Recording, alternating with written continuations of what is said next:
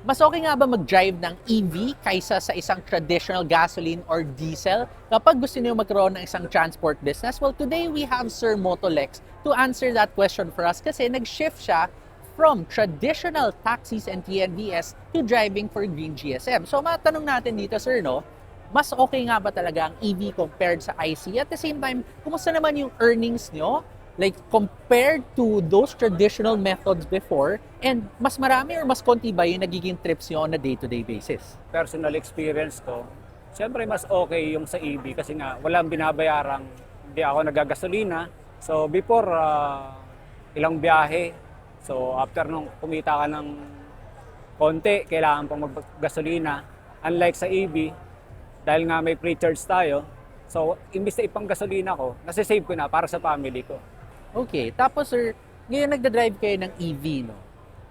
Mas komportable ba yung pakiramdam nito? Mas hindi ba masakit yung katawan yung after? Syempre, mas walang vibrations ang electric vehicle, di ba? Mas tahimik din siya. Kumusta naman yung driving experience na to? So driving experience, kasi yung sasakyan ko dati is manual, which is kailangan mong mag-clutch, di ba? So dito sa EV, ano lang siya, acceleration, saka brake. Tapos, dahil nga free naman yung electric, hindi ka na nagtitipid sa aircon. Kaya, komportable yung biyahe. Pagdating naman yung sasakyan, so, almost the same naman kasi yung pag-andar niya, Yung komportable rin mas naman. komportable siya. Komportable, pero pagdating sa EV kasi, yun nga, siyempre, mas komportable kapag mas malamig yung sasakyan. Dito, ang reklamo sa akin before, nung nagdadrive ako sa Green GSM as a Green GSM taxi driver, pinapahinaan nila yung aircon dahil sobrang. Masyadong malamig. Oo. Okay, so good to hear yan, sir, no? Para talagang may improvement ang electric vehicle driving experience over doon sa traditional nyo na IC. Lalo na nga dati naka-manual pa kayo. Dito wala na kayong problemahin sa ganun.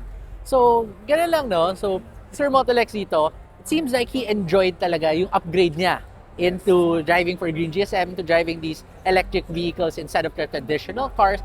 And did you know na for as low as 5,000 pesos lang, and about 1,000 pesos daily, pwede na rin kayong bumiyahe with an electric vehicle with the VinFast Herio Green and the VinFast Limo Green.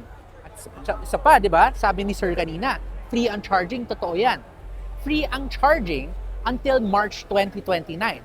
And libre rin ang maintenance mo, libre ang insurance mo, at libre rin ang registration nyo. So if you guys are interested in picking up your very own electric vehicle, just like Sir Motolex, Wala ka lang po problemahin. tama, visit your nearest VinFast dealership now and inquire with Green GSM.